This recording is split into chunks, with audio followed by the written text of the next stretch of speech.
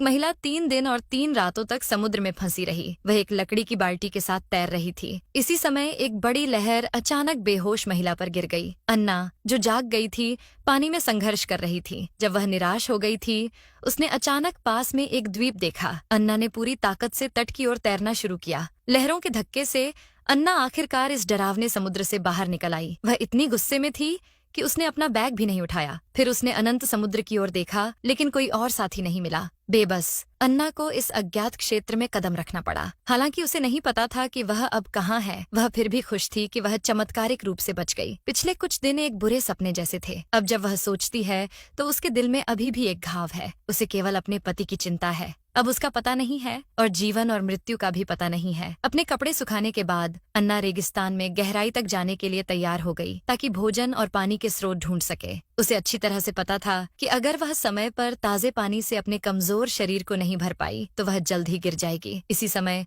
अन्ना ने पत्तियों पर ओस देखी। वह दोनों हाथों से पत्तियों को उठाकर ओस पीने लगी। उसने पास की शाखाओं पर बचे कुछ बूंदों को भी नहीं छोड़ा, लेकिन ये पर्याप्त नहीं थे और तेज धूप के नीचे उसने अनजाने में अपने शरीर की पानी की कमी को तेज कर दिया। अन्ना को अपने कपड़े निकालकर अपने लिए एक आश्रय बनाना पड़ा। उसे भोजन ढूंढने के लिए अपनी ऊर्जा बचानी थी। रात होने पर अन्ना को अभी भी कुछ नहीं मिला, न ही मानव अस्तित्व के कोई संकेत। रेगिस्तानी द्वीप पर दिन और रात के बड़े तापमान अंतर के कारण अन्ना को जल्द से जल्द कुछ लकड़ी इकट्ठा करनी पड़ी। फिर उसने लकड़ी का उपयोग किया। लगातार प्रयासों के बाद उसने आखिरकार लकड़ी को छुपाने में कामयाबी हासिल की। सौभाग्य से रेगिस्तानी द्वीप पर पहली रात अन्ना की हालत बहुत खराब नहीं थी। कौन जानता था कि अगले सुबह अन्ना दर्द से जाग गई। इस समय उसने महसूस किया कि उसकी टांगों पर चींटियां थीं। अन्ना इतनी डर गई कि वह जल्दी से उठ गई और अपने पूरे शरीर को थपथपाने लगी। अपनी टांगों पर निशान देखे। उसे कपड़ा फाड़कर अपनी टांगों को एक साथ बांधना पड़ा, ताकि चींटियां फिर से उस पर हमला न करें। इस समय अन्ना पहले से ही थक चुकी थी। उसने बहुत देर तक खोजा,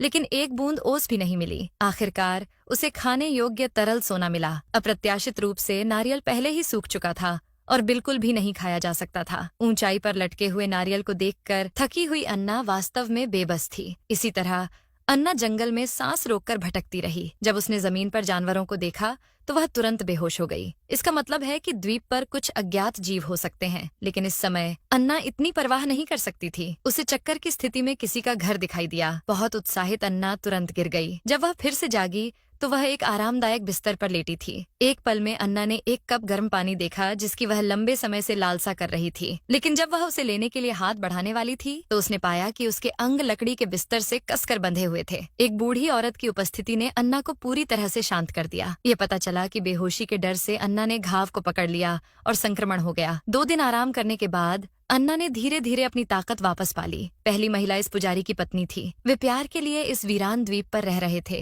अन्ना की अज्ञात उपस्थिति ने पुजारी को बहुत खुश कर दिया और अन्ना की देखभाल और भी विचारशील थी। लेकिन पुजारी का अत्यधिक जुनून अनिवार्य रूप से पत्नी की मजबूत असंतोष को आकर्षित करता था। युवा और सुंदर अन्ना को देखकर पत्नी का दिल और भी असहज हो गया। अन्ना के प्रति उनके बीच दुश्मनी भरी हुई थी। ये तो छोड़ो कि पत्नी एक नौकरानी की तरह थी। उसे खुद खाना बनाना और परोसना पड़ता था। ये मानो 5 मिश्रित वस्तुएं उसके दिल में व्यक्त करना मुश्किल था। भोजन के दौरान उसने अपने पति को देखा, जो हमेशा अन्ना के प्रति गर्मजोशी से पेश आता था। पत्नी एक भी निवाला नहीं खा सकी। सावधान अन्ना ने दूसरे व्यक्ति के चेहरे पर कुछ समस्याएं देखी। इसलिए एक धुंधली स्थिति में उसने कहा कि वह एक छोटी नाव लेकर वीरान द्वीप छोड़ने वाली है। पुजारी ने धुंधली स्थिति में अन्ना के विचार का विरोध करने के लिए हर तरह के कारणों का उपयोग किया। पत्नी अब और सहन नहीं कर सकी। अन्ना दूसरे व्यक्ति के स्थिर जीवन को बर्बाद नहीं करना चाहती थी। चाहे कुछ भी हो, उसे इस जगह से निकलने का रास्ता खोजना था जो उसके लिए नहीं था। लेकिन आखिरकार वह अभी अभी उस भयानक समुद्र से बाहर निकली थी।